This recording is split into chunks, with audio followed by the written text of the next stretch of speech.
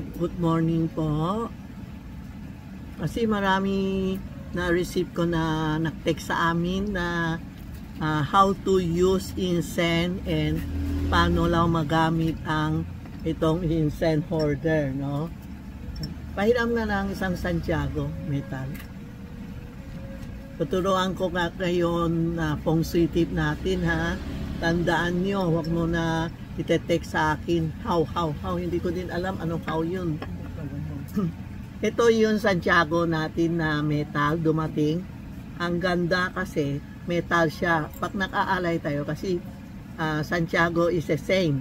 Ang saint pwede tayo magamit ng incense o kaya alay.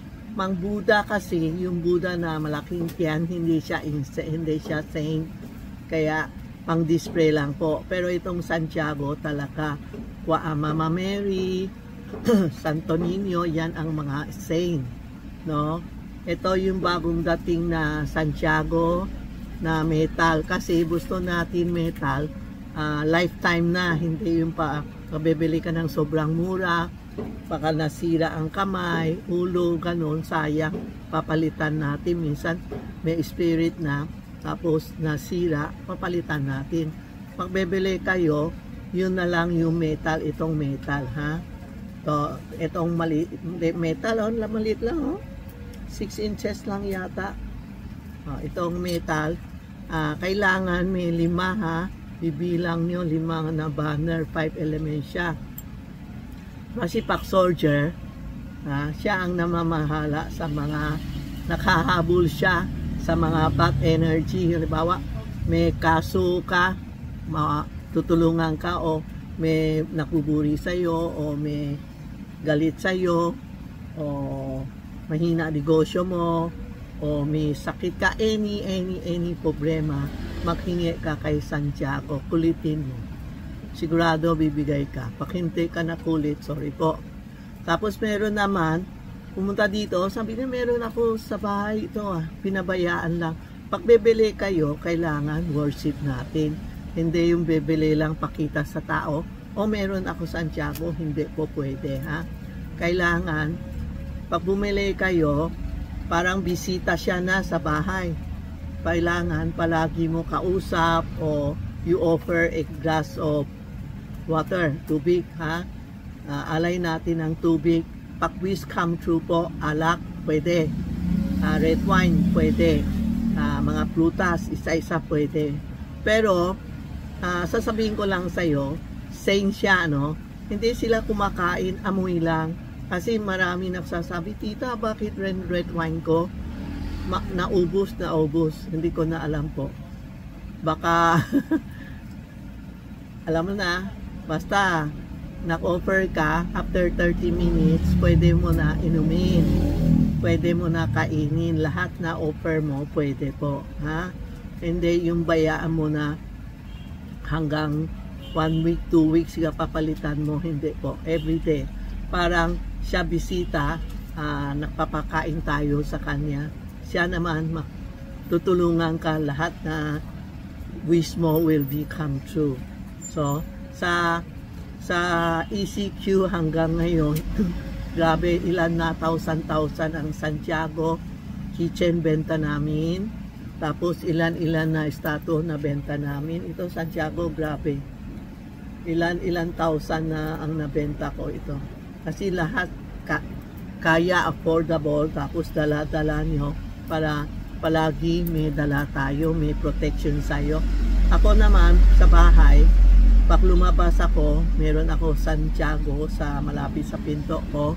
Sinasabi ko, Santiago, aalis na ako, samahan mo ako, protection mo ako sa daan, protection mo ako pa uwi, parang ganun. So, pag lumalabas ka, may protection si Santiago sa iyo. Para hindi tayo may mangyayari, accident o ano, masasabi mo lang kay Santiago na tulungan kayo na walang calamity, walang accident, peaceful lumabas, peaceful umuwi. Yan ang hinihiling ko everyday. Tapos walang sakit, importante, no?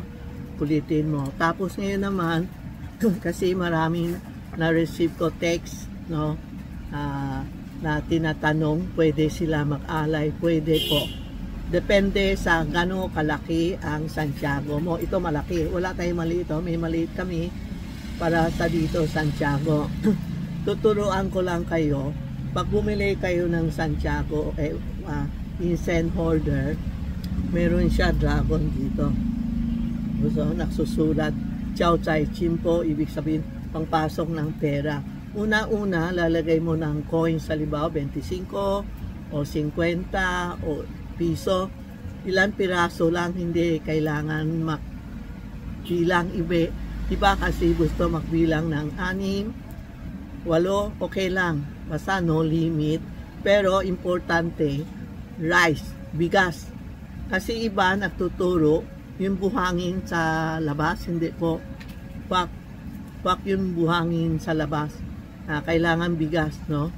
Tapos ang bigas, tapos everyday, ako everyday isa lang ang wish ko everyday tuwing umaga, isang wish lang, isa. No, everyday. Pag may problema ka o makwi-wish ka ng marami, may problema, tatlo yan. No, tatlo lalagay natin dito. Yan po Tandaan nyo kasi marami nagtatanong paano mag-incense, paano mag-alay, paano gamit ng incense tuwing umaga lang po after 6 wag na.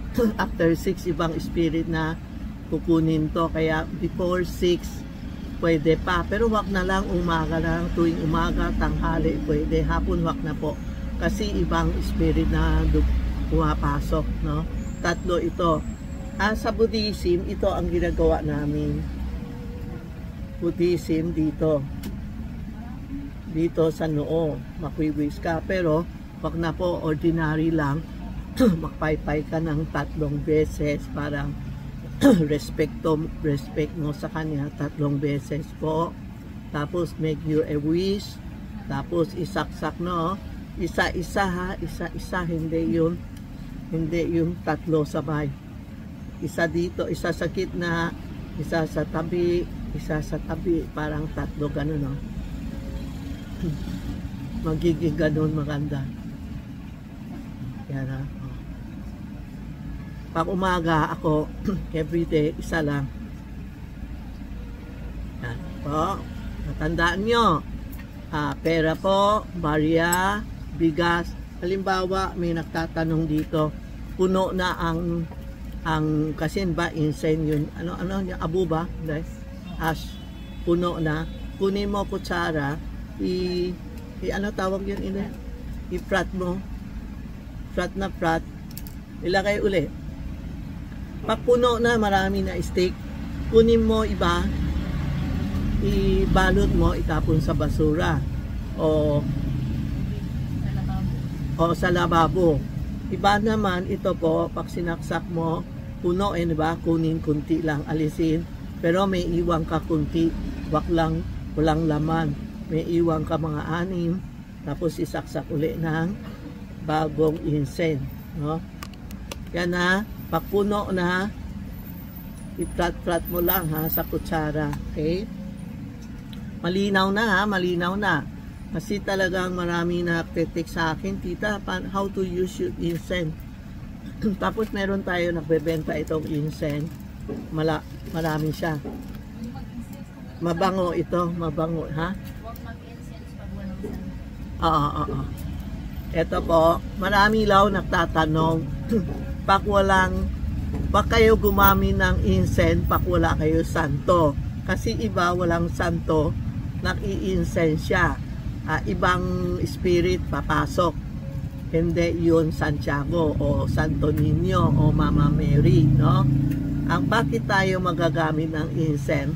Parang tinatawag natin sila, nakikita nila pag may incense, lalapit sila sa atin, no? Yan po. Yung may namatay, alam mo, namatay ang parents mo, ganun, 2 piraso. 2, hindi 3, hindi 1. Pag namatay ng tao, ito 2 incense. Pag mga santo, 1 o 3, ha? Ito po ang incense namin. No? Meron naman ito, sandalwood na walang smokeless, walang usok. Ito ang sandalwood, ang bango. Yan, sandalwood, ha? Huwag mo kalimutan, ha, pag walang santo, pag kayo gumamit ng incense. Tandaan nyo, kailangan may incense. Tapos isa pa, marami nagtatanong, pwede ba Santiago o mga santo sa tabi ng namatay na parents o ano? Hindi pwede. Kasi hindi pwede sila same level. Yung santo, ibang lugar. Yung namatay, ibang lugar. No? Kung gusto niyo naman, wala na kayong lugar, yung santo sa mas mataas, yung namatay, picture nasa baba kunti. Hindi sila the same level po. Hindi. Bawal yan, hindi pwede. No? Kasi santo. Yung namatayan ng parents nyo, iba.